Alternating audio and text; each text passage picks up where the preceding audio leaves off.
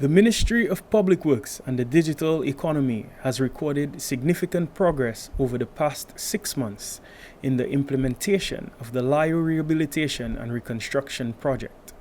The project is funded through a financing agreement from the CDB in the amount of US $14,580,000. To date, 2 of these 3 components have been completed, namely construction of an emergency shelter in the community of Laville and stabilization of the northern bank of the Laville River and reconstruction of a compromised section of the E.O. Libla Road west of the Hillsborough Bridge. The ministry is focused on the implementation of the 3rd component, which is the reconstruction of 4 kilometers of roadway between the Hillsborough Bridge and the York Valley Bridge. The ministry has separated this component into 2 phases. Phase 1, which involves the construction and rehabilitation of the 4-kilometer road and elements of the river training works. And Phase 2, which involves the construction of river defense structures at 4 critical locations. In an effort to build resilience, the implementation of Phase 1 will involve the realignment of the 4-kilometer roadway northwards, away from the river. This has significantly reduced the need for longer river revetments and retaining walls, resulting in a net reduction in cost and a better means of protecting the road infrastructure investment. The Ministry of Public Works and the Digital Economy has tendered the contract for Phase 1 of the works, and bids were returned on Friday, January 15, 2021. 6 contractors submitted proposals for the execution of works, and the evaluation of these submissions is ongoing.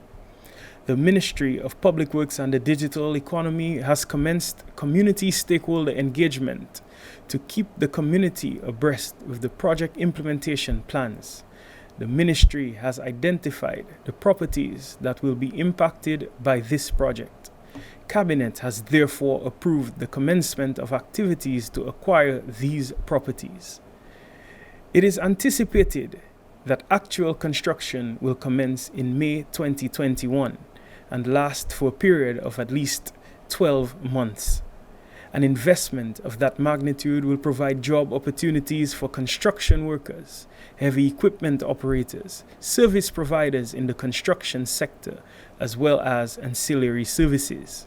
The Laville East Road can be considered one of the main arteries which connects the west of the island to the east, and upon completion, this new and robust infrastructure will improve the redundancy in the national road network.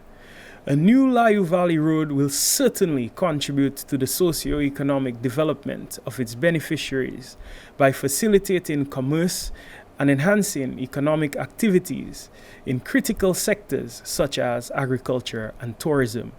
Finally, I wish to thank the good people of Laville for their patience and cooperation as we look towards the successful implementation of this project and the tremendous associated benefits.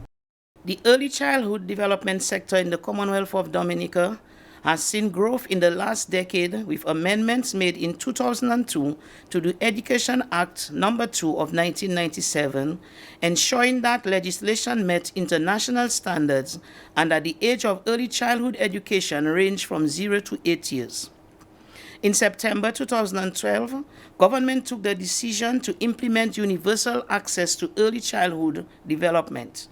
In the first instance, focus was given to increasing access for children of preschool age from 3 to 5 years. As a result, access was made available within government-owned primary schools. Government of Dominica approved the establishment of an early childhood development unit within the Ministry of Education commencing July 1, 2017, to include the position of a coordinator and 2 assistant education officers, one with responsibility for quality early experiences and the other to lead programming in quality early education. The Ministry of Education, Human Resource Planning, Vocational Training, and National Excellence recognizes the critical role of early childhood educators in modern-day student learning. In Dominica, where the early childhood facility is incorporated into the primary school system, the principal is the ultimate head.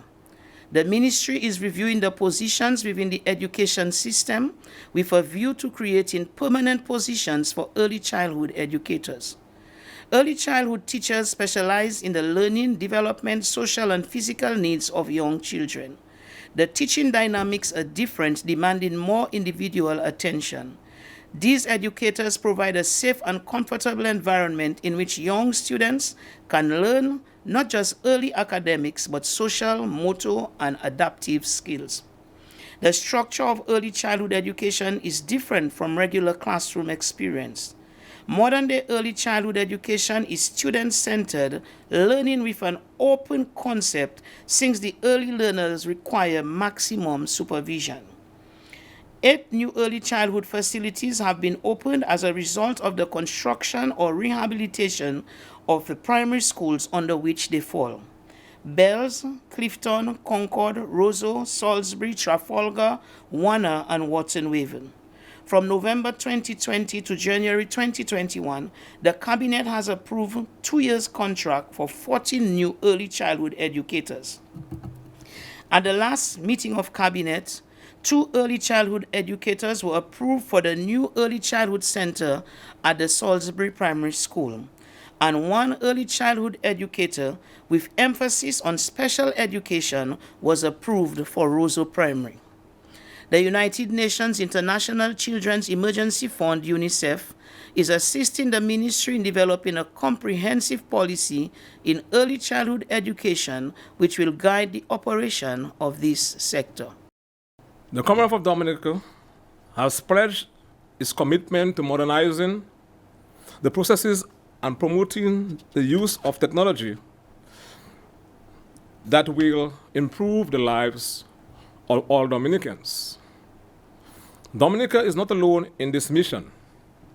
The Eastern Caribbean Supreme Court commenced implementation of a new e-filing system called the e-litigation portal in 2018.